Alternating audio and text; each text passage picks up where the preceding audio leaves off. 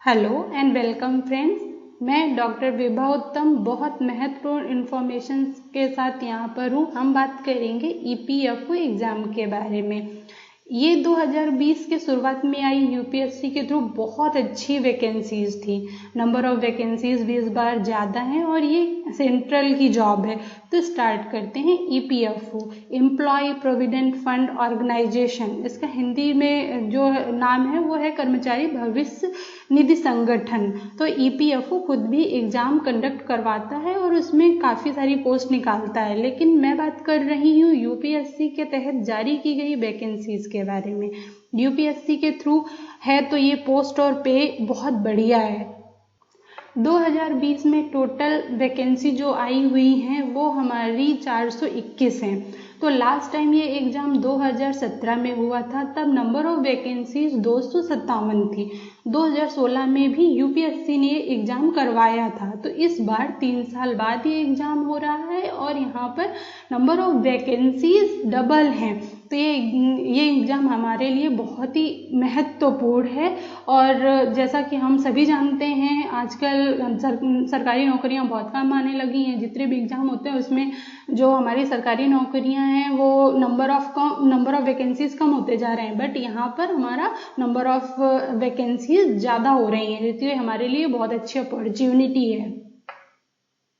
तो exam detail इस बार के कुछ ऐसे हैं कि पोस्ट नेम जो है वो इन्फोर्समेंट ऑफिसर और अकाउंटेंट ऑफिसर है, और इसमें हमारी मैक्सिमम एज 30 ईयर हो सकती है। इसका मतलब है जो भी 30 ईयर के बिलो हैं वो सभी इसके लिए एलिजिबल थे। एग्ज़ाम डेट इस बार एग्ज़ाम 4 अक्टूबर को होने वाला है हमारा। और जो इसका पे स्केल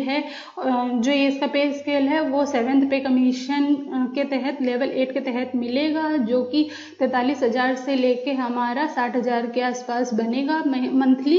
तो ये यूपीएससी के थ्रू आई हुई वैकेंसी है और इसकी डेट कंफर्म पहले से दी हुई है 4 अक्टूबर। तो इसका मतलब ये पोस्टपोन होने वाली तो नहीं है। तो इसके लिए हमें अभी जो मंथ चल रहा है वो अप्रैल चल रहा है, तो हम अक्टूबर के लिए इसे प्रिपेयर कर सकते हैं।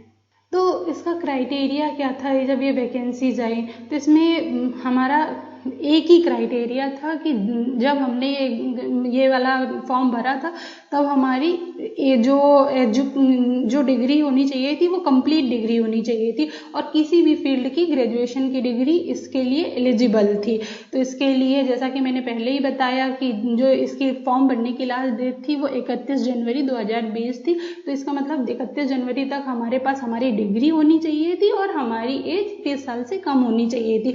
तो चाहे हम टेक्निकल बैकग्राउंड से हों या हम किसी भी बीएससी या बीए बैकग्राउंड से हों, तो हमारा सारी डिग्रियां यहाँ पे एलिजिबल थी। इसके लिए जैसा कि नाम शो कर रहा है ईपीएफओ कि हमें लॉ या अकाउंटेंट की डिग्री चाहिए, तो ऐसा बिल्कुल भी नहीं है। इसके लिए सारी डिग्रियां एलिजिबल भी थी। इसका मतलब कोई भी ग्रेजुएट ये फॉर्म भर सकता था, या आगे आने वाले इन फ्यूचर एग्जाम्स में भी कोई भी इसके लिए अप्लाई कर सकता है। तो इस बार जो परीक्षा का पैटर्न है वो पिछले बार के जैसा ही सिमिलर है। ऑब्जेक्टिव टाइप, इसमें हमें 2 घंटे का समय मिलेगा जिसके तहत 120 क्वेश्चंस होंगे। ये क्वेश्चंस हिंदी और इंग्लिश दोनों में मिलेंगे। इसका सिलेबस जनरल इंग्लिश और हमारा history, polity, economics, accountant and aptitude वगैरह है। तो जो इंग्लिश के क्वेश्चन है वो सिर्फ इंग्लिश में है। अदर सब्जेक्ट्स के क्वेश्चन है वो हमें हिंदी और इंग्लिश दोनों में मिल जाएंगे। तो इसका पैटर्न हमारा हिंदी और इंग्लिश दोनों में होगा। तो जैसा कि मैंने बताया कि इसमें एक रिटन एग्जाम होगा। आफ्टर रिटन एग्जाम हमारा इंटरव्यू होगा। तो इसमें जो इंटरव्यू और रिटन एग्जाम का वेटेज है वो 75 और 25% है। तो अगर हमारा एग्जाम 300 मार्क्स का होगा तो हमारा इंटरव्यू 100 मार्क्स का होगा। ओके, तो इसका मतलब है कि हमारा एग्जाम का वेटेज इस बार बहुत ज़्यादा है, इंटरव्यू का वेटेज हमारा काफ़ी कम है। और जैसा कि लास्ट एग्जाम में देखा गया था या जो पैटर्न फॉलो किया था उसमें वेटेज इंटरव्यू और एग्जाम का 50-50% था। मतलब 100 नंबर का हमारा एग्जाम हुआ था, 100 नंबर का हमारा इंटरव्यू हुआ था, और उसमें वेटेज जो दिया गया था वो 50-50 था। तो इस बार बहुत अच्छा चांस है, जो लोग एग्जाम में अच्छा परफॉर्म करेंगे तो इस बार इंटरव्यू का वेटेज कम है, तो उसके हिसाब से हमारी जो मेरिट लिस्ट आएगी वो उस हिसाब से होगी। तो हमें इंटरव्यू के लिए बहुत ज़्यादा प्रिपेयर करने की ज़रूरत नहीं है। तो यहाँ पर जो ध्यान देने वाली बात है वो इंटरव्यू के संदर्भ में है। इसमें इंटरव्यू के लिए कहा गया है कि न्यूनतम मार्क्स लाने हैं, मिनिमम क्राइटेरिया फुलफिल करना है। मतलब अगर ओबीसी के स्टूडेंट्स हैं उन्हें 45% मार्क्स लाने हैं मिनिमम हमारे इंटरव्यू में, और जनरल कैटेगरी के स्टूडेंट्स के लिए 50% मार्क्स लाने हैं इंटरव्यू में। अगर हमारे ये मार्क्स नहीं आएंगे इंटरव्यू में और हमने रिटन में बहुत अच्छा किया तो हमारा सिलेक्शन नहीं होगा। तो हमें इंटरव्यू में भी फोकस करना है, हमको इंटरव्यू के मार्क्स जो हैं उसका 50% मार्क्स लेके आना है सेलेक्ट होने के लिए। तो अब बात करते हैं इसके सिलेबस के बारे में। तो इसके सिलेबस बहुत डिफाइन सिलेबस है, एक डिफाइन सिलेबस दिया गया है, बस हमको उसी को फॉलो करना है।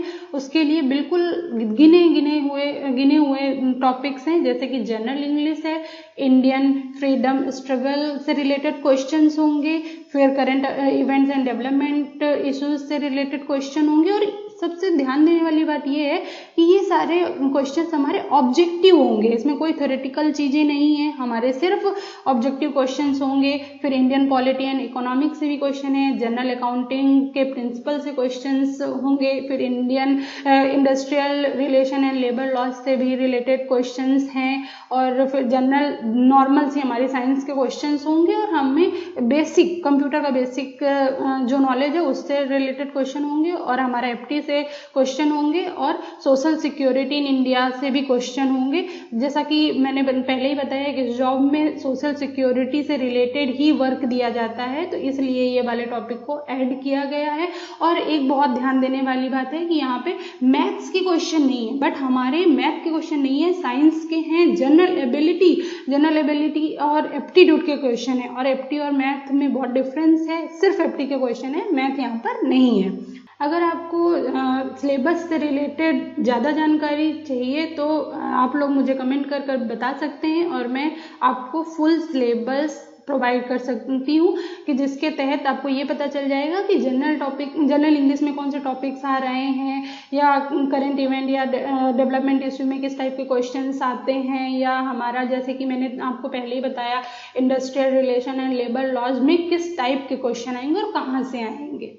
तो अब बात कर लेते हैं 2017 वाले एग्जाम से रिलेटेड। तो जैसा कि मैंने पहले ही बताया था कि 2017 में जो वैकेंसी थी वो 257 थी, जिसके लिए 1,46,000 स्टूडेंट्स ने एग्ज़ाम दिया था। और अभी जो उसका फिर कट ऑफ आया तो कट ऑफ बहुत हाई नहीं था, कट ऑफ बहुत नॉर्मल था। जैसे कि जनरल कैटेगरी के स्टूडेंट्स के लिए 110 मार्क्स कट ऑफ था, ओबीसी SC/ST स्टूडेंट्स के लिए 103 के नियर बाई कट ऑफ था। तो इस तरह से हम देख सकते हैं कि कट ऑफ बहुत ज़्यादा नहीं है, हमें बस अच्छा स्कोर करना है। तो अभी जो वैकेंसीज आई हैं वो तो इस बार डबल हैं, और इस बार जैसा मैंने इंटरनेट में पढ़ा और सर्च किया उसके तहत इस बार 9 लाख लोगों ने लगभग अप्लाई करा है इस वाली पोस्ट के लिए। तो हमें पढ़ने की तो बहुत ज़रूरत है। तो मैं ये बताना चाहती हूँ अब इसके लास्ट में भी, ये एग्ज़ाम उन सभी के लिए इम्पॉर्टेंट है जिसने भी 2020 वाला फॉर्म भरा है, या जो लोग फ्यूचर में इस एग्ज़ाम के बारे में सोच रहे हैं, क्योंकि ये वैकेंसी आती ही रहती हैं। और जो लोग यूपीएससी या स्टेट PSCs की तैयारी कर रहे हैं वो लोग इस एग्ज़ाम को दे सकते हैं। इस एग्ज़ाम में सेलेक्ट होकर आफ्टर ज्वाइनिंग वो लोग यूपीएससी या PCS की तैयारी को अपना कंटिन्यू रख सकते हैं। और ये उन लोगों के लिए भी बहुत इंपॉर्टेंट जॉब है जो सरकारी जॉब की चाह रखते हैं, और उनके लिए बहुत सुनहरा मौका है। और किसी भी फील्ड का है, कोई भी डिग्री है, बट उसे सरकारी नौकरी चाहिए, तो ये एग्ज़ाम बहुत अच्छा है, क्योंकि इसके लिए हमें एक डिफाइंड सिलेबस है, उसी को हमें फॉलो करना है, और टाइम भी मिलता है, अच्छी पे स्केल है। तो इसी के साथ मैं अपना वीडियो ख़त्म करती हूँ, और wish you all the best for future.